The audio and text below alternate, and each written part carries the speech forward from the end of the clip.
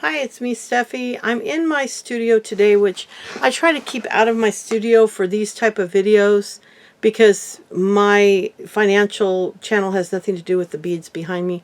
But I've got a sick kid and my husband's hanging out with him in the family room, and it's just impossible for me to record out of here right now.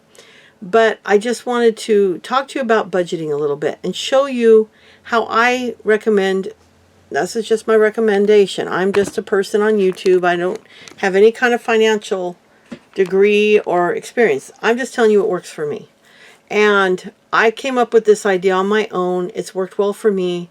And some people go, oh, that's a good idea. And other people go, I don't understand. That makes no sense to me. So if you're one of those people, I get it. But I'm just saying, for me and my ADD brain, this is what makes sense.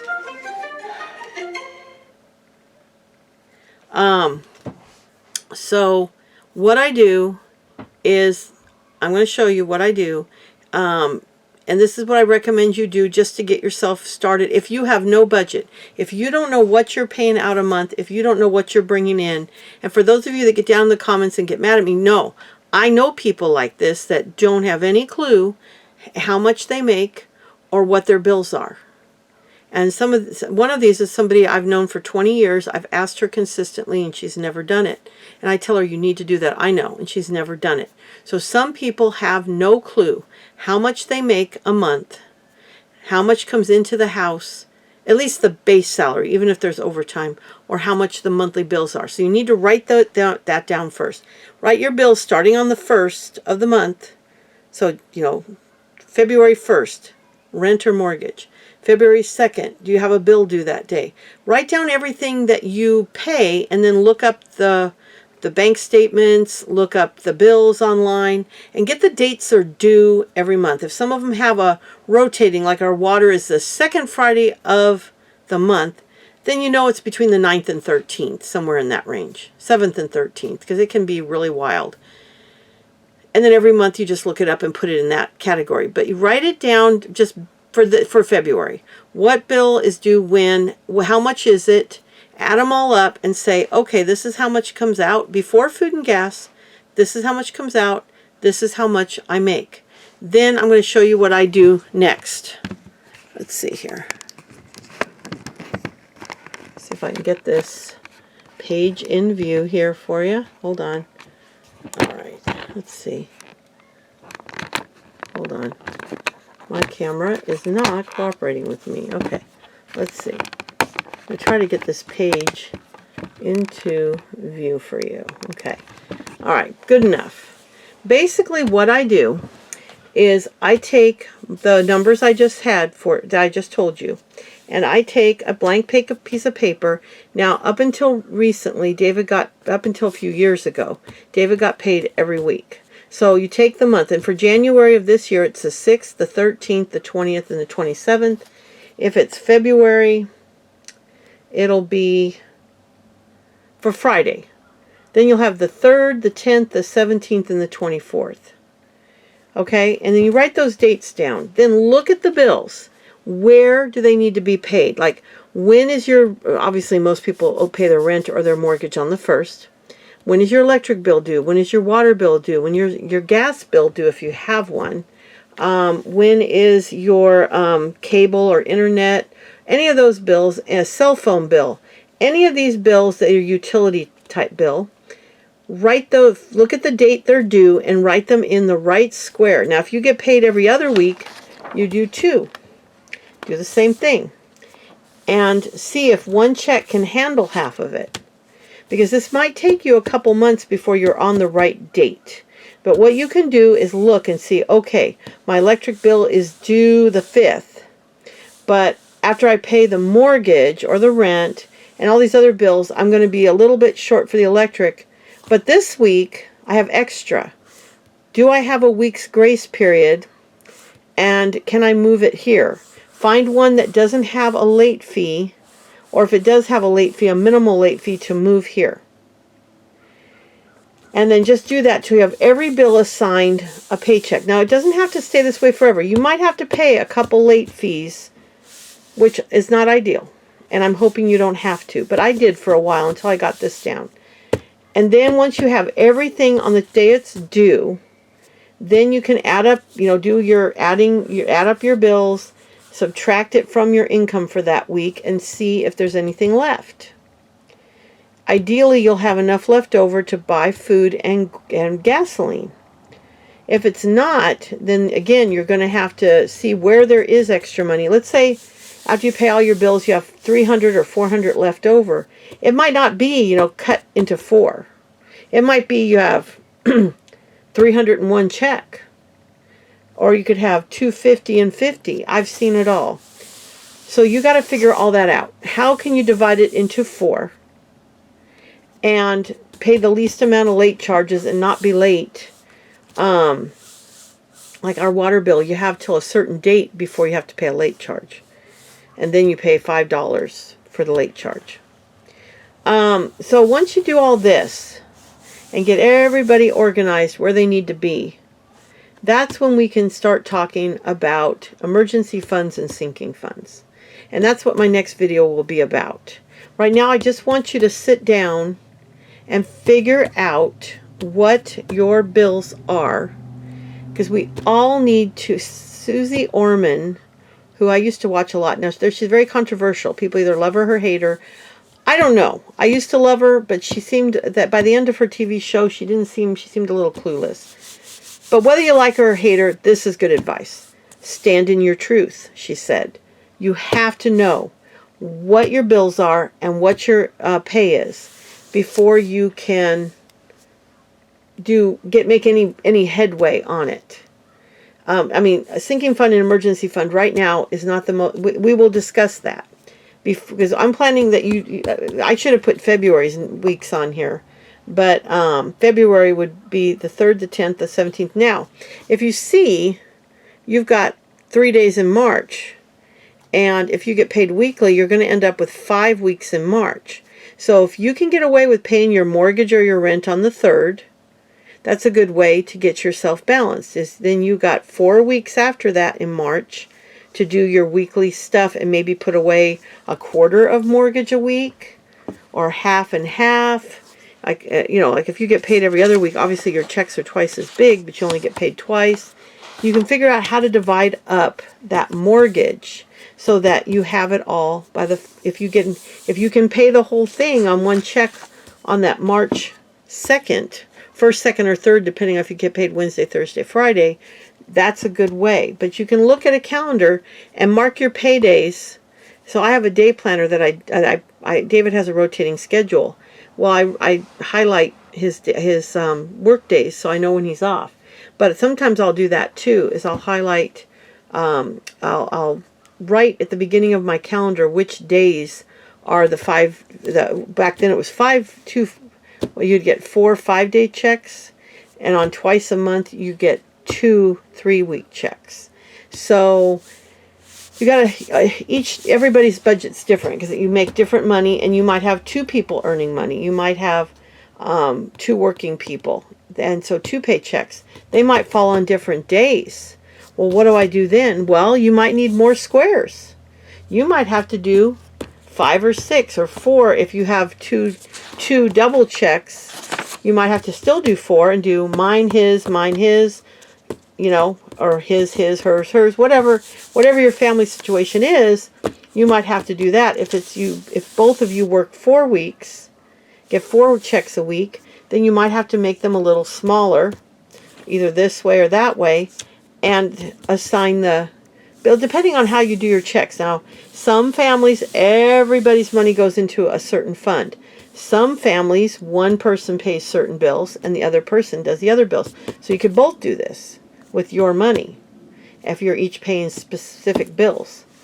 So it really is, I can't help you with your specifics because you have to know exactly what your income is, how many times a month you get paid. Some people get paid once a month if they're like a teacher. Some people, if they're servers, they get paid every day, right? They go into work, they don't get much of a paycheck because like here in Texas they make $2.14 an hour. They get their tips. Well, pick a day that's going to be your payday and you add up all those tips and put them in that day. And if you have an average that you know you're going to bring home this much a week, then that can be what you put down for each week. That's a tougher one when you live on commissions or tips. But most people kind of have an idea of what their situation is. This is the first step. There's no point in talking about sinking funds or emergency funds yet. Get all this done, and my next video will be about sinking funds and emergency funds. What to do. Now, another thing you can think about on this, which might have something more to do with this, is like if you pay car insurance twice a year. Now, we're offered to pay once a month, you know, divide it by 6, and then the next one comes out, divide it by 6. But they charge us $100 more per 6 months. Plus, I think a monthly fee on top of that, like a couple bucks. So we try to pay the whole 6 months. And because our bill is so ridiculously high now, tomorrow we have a day off. Our daughter's taking a personal time off day to take her kids to the doctor because they've just been having this cold over. And also the 1-2-year-old has been having some other issues. So we have the day off tomorrow. So we're going to go talk to some car insurance people because it's ridiculous. So, but if you're going to pay it every 6 months, you can divide the bill by 26 weeks if you get paid weekly, and then, or wait, is that David gets paid 52? Wait, 20? Yeah, he gets. I don't know. My brain is glitching on me right now. Anyway, 26 weeks or half a year. Okay, so if you want to divide it by 26, and then for David it'd be half as much because he gets paid twice a month. Then you could divide your car insurance by that many payments. So like, okay, I pay this $1,000 every 6 months. Divide that 1,000 by how many weeks, how many paychecks you get. Because if you get paid weekly, it's going to be different than if you get paid twice a month. And do you get paid set days, like every other week? Or do you get paid the 1st and the 15th? There's both. You've got to figure this out on your own. So once you get all that figured out, then we can get into sinking funds and emergency funds, which some people would say that's what the sinking fund is, but and maybe it is. But for some people, it's just easier to put it as a bill on your budget and then tuck it into a savings account. Maybe that you have just for that, or a second checking account that you have just for those bills that you can put that money, transfer that money into every paycheck. And then when it's time to write that check, you either move it from savings into checking or use that checking to pay those long-term bills, like your Amazon that comes out once a year. Some of the streaming services like Paramount is once a year. Sometimes they saves you money if you pay it once a year. So do this first. We're at 13 minutes, so I'm going to get off of here. But do this first. Divide it by the amount of paychecks you have. And also remember when you're doing it that there's many times that if you get paid on Friday, you might have a 5-check month. See, 1, 2, 3, 4, 5. Even for David, March is 3 checks. Because I believe he gets paid on the 27th of, let's see, January. So he gets the 10th and the 24th. And then, no, he doesn't. And then he gets the 10th and the 24th again. But there have been months. There is 2 months. I think for us it's August and December. I can't remember. I wrote it down in my calendar though. But figure out, when do you get those extra paychecks? And sometimes when I do this, I'll do it for the year. I will literally spend a couple hours. I will write out 12 months of these grids, whether it's 4, it used to be 4, now it's 2. I'll write out 12 months of them. And I'll put the month at the top. And then I'll figure out which check each one will fit into for that month. And then I know. I have our bills come out automatically, though. Now, a lot of people say, don't let them pull it. You need to push the payments. I have them pull it. I want to know that every month my electric bill's coming out on its due date. That the internet's coming out on its due date. The mortgage is the only one I pay separately because sometimes I need to pay it on the 2nd. And other times I pay it on the 1st. And I've actually had to pay it on the 5th before. When we've had like this month coming up with this, I have to pay $1,800. That's why we're going to go check out car insurance companies, because $3,600 a year for car insurance on 2 really old cars and 1 newer car from 2020, and 2 people in their 60s that don't have any accidents. for 10 years, that's a bit ridiculous. So we're gonna check what our coverage is. We're gonna maybe change it. We're gonna check several insurance companies and try to bring that bill down, because that's $300 a month. We're gonna try to bring it down maybe $100 a month at least. But that's our job for tomorrow. But anyway, so do all this, and then the next video we'll talk about sinking funds and emergency funds. What's the difference? What is my opinion on it, which means nothing, but I'll still tell you my opinion, and we'll go from there.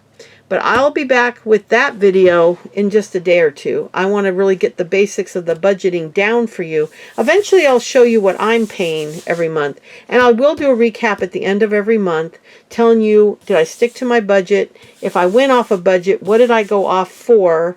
Was it an emergency? What was it for something frivolous?